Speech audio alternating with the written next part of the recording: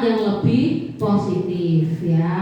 Mari kita menabung untuk kas kelas. Itu kan kalimatnya lebih positif ya, tidak mencekam. Yang ketiga, menyaringkan peraturan-peraturan menjadi nilai-nilai kebajikan atau keyakinan kelas. Kalau tadi menabung ya untuk misalnya kas kelas atau menabung untuk nanti piknik bareng di kelas. Nah itu nilai kebajikannya apa?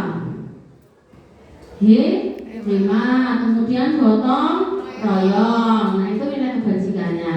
Kemudian langkah selanjutnya adalah berdiskusi mengenai gambaran perilaku yang mencerminkan keyakinan kelas. Berarti kalau anak-anak diminta untuk menabung, ya gambaran perilakunya apa? Berarti mereka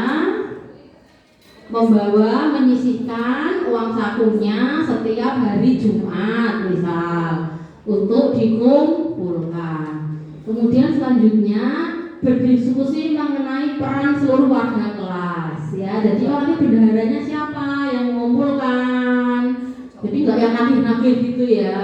Intinya itu mereka kesadaran menabung itu berbasis kesadaran karena di situ dilandasi oleh keyakinan kelas yang bersumber pada nilai kebajikan. Peraturan kan nggak paksaan kayak setiap Jumat wajib iuran 5.000, nek gak iuran denda 2 kali lipat, ya. Nah itu bukan keyakinan kelas. Kemudian yang terakhir, meninjau ulang keyakinan kelas dari waktu ke waktu.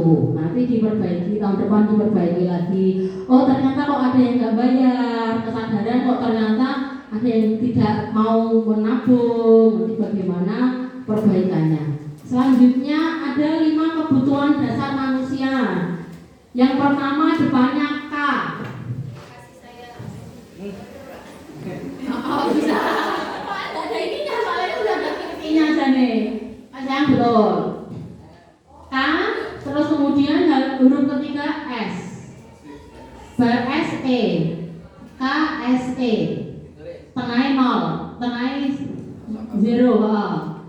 K titik SENA titik N. Ya, kesenangan. Kemudian yang kedua depannya C. Ya, cinta kasih dan kasih sayang. Oke. Yang ketiga K.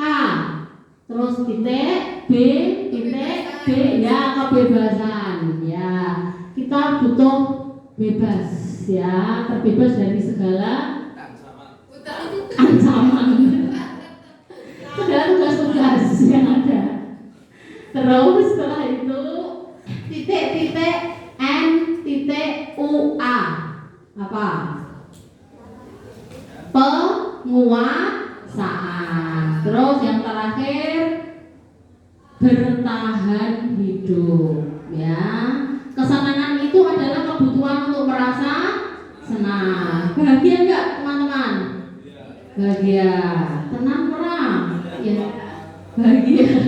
Harus bahagia ya. Yang kedua cinta dan kasih sayang. Kebutuhan untuk diterima, memberi dan menerima kasih sayang. Kemudian berkoneksi dan berinteraksi dengan orang lain. Lanjut, kebebasan. Kebutuhan akan kemandirian, pilihan gitu. Penguasaan. Kebutuhan pengakuan atas kemampuan prestasi, diakui keberadaannya gitu ya. Dan terakhir kebutuhan fisiologis terkait makan, sandang, papan, serta psikologis, rasa aman, kemudian rasa nyaman ya. Kemudian ada berapa tahapan dalam melakukan segitiga restitusi? 3. Tahapan yang pertama apa? Yes, menstabilkan identitas. Yang kedua, validasi tindakan yang salah. Yang ketiga, menanyakan keyakinannya. Ya. Nah, jadi ada 3 tahapan dalam segitiga restitusi. Di dalam menstabilkan identitas, di situ bertujuan untuk mengubah identitas anak yang gagal karena melakukan kesalahan, menjadi orang yang sukses dan merasa sedih. Biasanya anak salah kan, kowe ngono to disalah-salahke ngono ya Pak ya. Kowe bolos, kowe gak tau nggarap PR dan sebagainya. Tapi di dalam segitiga restitusi, hal pertama yang dilakukan oleh guru kita semua ketika anak melakukan kesalahan, yang pertama adalah menstabilkan identitasnya. Berbuat salah itu tidak apa-apa. Semua orang juga pernah berbuat salah, termasuk bu guru, kan gitu. Nah, saya ingin berdiskusi mencari solusi. Di sini kita bukan mencari siapa yang salah dan siapa yang benar. Biasanya kan kita kalau di kelas gitu, siapa yang salah? Oh, ada yang nangis gitu kan ya, siapa tadi yang salah? Tidak. Ya, kemudian yang kedua adalah memvalidasi tindakan yang salah. Kamu pasti punya alasan ketika kamu melakukan itu. Kamu bolos, mesti kamu punya alasan. Nah, itu namanya memvalidasi tindakan yang salah. Biasanya nak bolos kan, kok pasti kamu tahu ning kantin toh kowe toh. Ngono ya, biasanya kita ya, saya lah saya. Kok mesti mau bolos ning kantin toh. Kan gitu loh. Oh jajan toh tidak ada wah gitu dia ya. Sampai dia tuh malu gitu di depan teman-temannya. Itu kan tidak diperkenankan ya, kita sebagai guru itu sangat menurunkan tingkat kepercayaan dirinya. Dia nanti akan tumbuh menjadi anak yang rendah diri ya. Kemudian yang terakhir adalah menanyakan keyakinannya. Nah, sebenarnya kita itu harusnya bagaimana sih? Harus sekolah gitu. Sekolah itu biar apa sih? Biar pintar, gitu kan. Kemudian kalau bolos itu gimana berarti? Nah, jadi kita mencoba mengarahkan percakapan kita itu ke arah yang lebih positif. Tidak kemudian kita menghakimi anak. Dihakimi di depan kelas si Sandra sampai dia itu akan dikenang seumur hidupnya.